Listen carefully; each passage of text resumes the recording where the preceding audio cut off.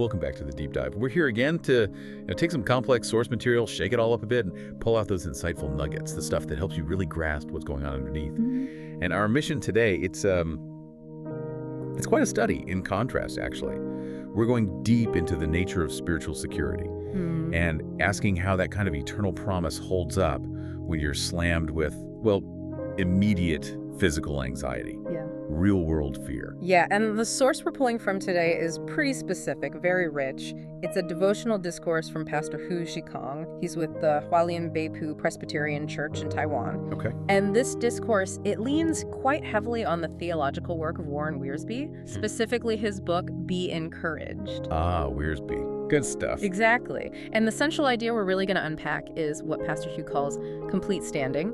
That's Wangquan Didiwei in Mandarin. Complete standing. Okay, let's get right into that because the mix here sounds striking. You've got this deep theology. You mentioned Hebrews chapter 10. That's the core text, yes. And it connects directly to this specific intense memory, this trauma in Taiwan. Yeah. So we're going to explore what eternally complete means before God, and then how that belief gets tested, like really tested, when the calendar hits a date that apparently sparks real fear for people there, September 21st. Right, and that's the core mission for you listening, to really understand this contrast and what it implies. What does it actually mean to have this totally secure, permanent standing with God? And how does that kind of foundational spiritual security change things? Yeah, how does it fundamentally shift how you approach, guilt, sin, fear, especially when the world around you feels like it's literally shaking? Okay, so let's start with that core theological claim, complete standing. You said Hebrews 10, specifically verses 13 and 14. That's right. The claim is huge.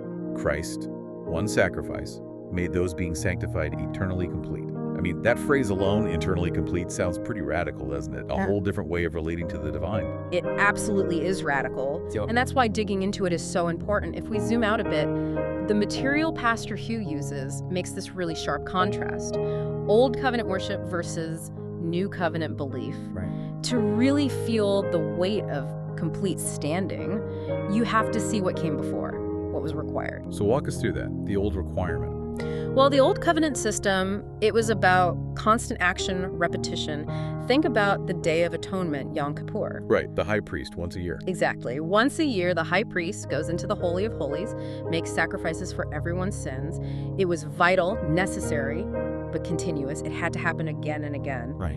And the key point the source makes here is that those worshipers, even after that big annual ritual, they couldn't really say, okay, I no longer feel guilt, or that sin is totally gone. Ah, so it was like a temporary fix, a pause button maybe? Kind of, like hitting pause on the spiritual debt clock, like you said, but knowing you'd be right back there next year, it was an ongoing burden. But the new covenant believer, because of this one sacrifice, they get to stop the flock.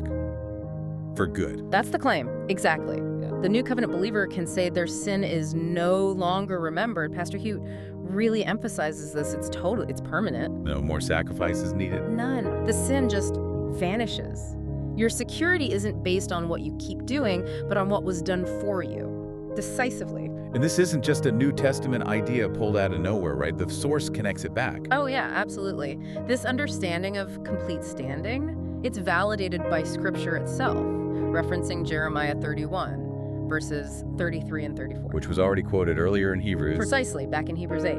So the security is like woven into the fabric of the whole argument, validated by prophecy. It's meant to feel solid. Okay, that makes sense theologically, but this completeness raises that big question, doesn't it? If the sin is permanently dealt with, why do people still feel so guilty? Exactly. And that's where the devotional gets really practical. Pastor Hu brings in this anecdote about a joint meeting he had. It was with the Christian psychiatrist. Oh, interesting. Tackling it head on. Because that gap, the gap between knowing you're forgiven and still feeling that awful weight of guilt, that's a tough one for a lot of people. It really is. And this meeting was specifically about that intersection, guilt versus sin. So what was the psychiatrist's take, according to the source? Well, the key observation highlighted was that mental health professionals, they deal with symptoms. A psychiatrist can help relieve the feeling of guilt. That's the symptom. Okay, makes sense. But they can't remove the actual sin, which the source calls the disease itself. Wait a second. If therapy helps someone feel better, takes away that heavy, maybe debilitating feeling, isn't that good. Why does the material seem to suggest that leaving the sin untouched actually makes things worse?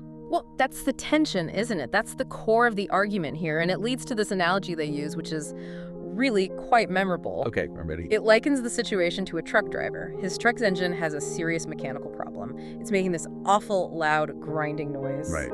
Annoying, probably worrying. Very. The driver just wants the noise to stop, like right now.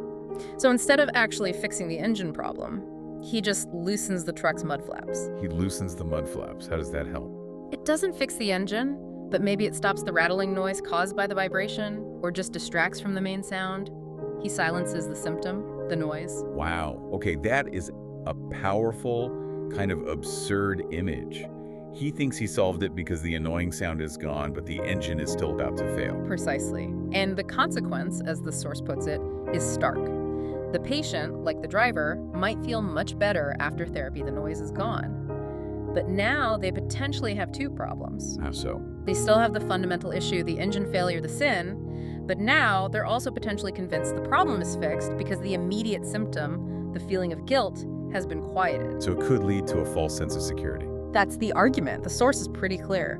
Only faith in Christ, it asserts, causes the sin itself to truly vanish, providing a thorough and permanent solution. It addresses the root cause, not just the noise. Anything less, it argues, is just a patch-up job that could lead to, well, deeper delusion. Okay, that distinction is, incredibly clear. Quick fix for the feeling versus permanent fix for the root cause. But talking about spiritual completeness can feel abstract. And Pastor Hugh, it seems, brings this analysis crashing right back down to earth, literally, by focusing on this specific date, September 21st, 921, a date that apparently triggers immediate anxiety for his audience in Taiwan. Yes, and this is where the context of this specific devotional becomes so critical. We have to understand what 921 means there. We're talking about the deep collective memory of the 921 earthquake. The Chi-Chi earthquake, right, 1999. That's the one. Struck central Taiwan, 1.47 in the morning. And it wasn't just a big quake, it was, well, a foundational trauma for the nation. Let's just recap the specifics quickly because they really underline the kind of instability people faced. Epicenter in Puli, central western Taiwan, magnitude 7.3. Huge. And the duration. Yeah. That's the part that gets me. 102 seconds. Yeah, imagine that. Almost 2 minutes of the world violently shaking apart around you. The devastation, it was immense. The material notes, over 2,415 deaths, wow, more than 10,000 injured, and over 50,000 homes destroyed. Just catastrophic. Completely. And the discourse explicitly compares the lingering panic, that sort of indelible fear in Taiwanese hearts, from 9/21. It compares it to the impact of 9/11 in the United States. Okay, that gives us a sense of the scale. It's a defining moment where that feeling of bedrock stability just vanished. It really did. So the challenge Pastor Hugh is setting up is powerful. Yeah. How do you hold on to this idea of complete standing, of eternal spiritual security, when the actual ground beneath your feet is proven to be so fundamentally unstable? When a date on the calendar instantly brings back that deep national fear. That's the ultimate test, isn't it? Abstract promise versus visceral reality. How does the devotional answer that? Well, it shifts focus beautifully, actually. It moves to the story of the construction of Pastor Hugh's own church in Hualien. Hualien. Now, that location is significant too, right? Known for earthquakes. Oh, absolutely. Hualien is notorious in Taiwan for frequent strong earthquakes. So building a church there provides this perfect real-world parallel to the idea of needing permanent, reliable security. Okay, so he uses his own building project as a kind of metaphor. What are the details? We get some great practical insights into the pastor's own vigilance. The new church construction started in February 1998. And the source notes, he didn't just oversee things. No. He personally installed all the electrical lighting himself.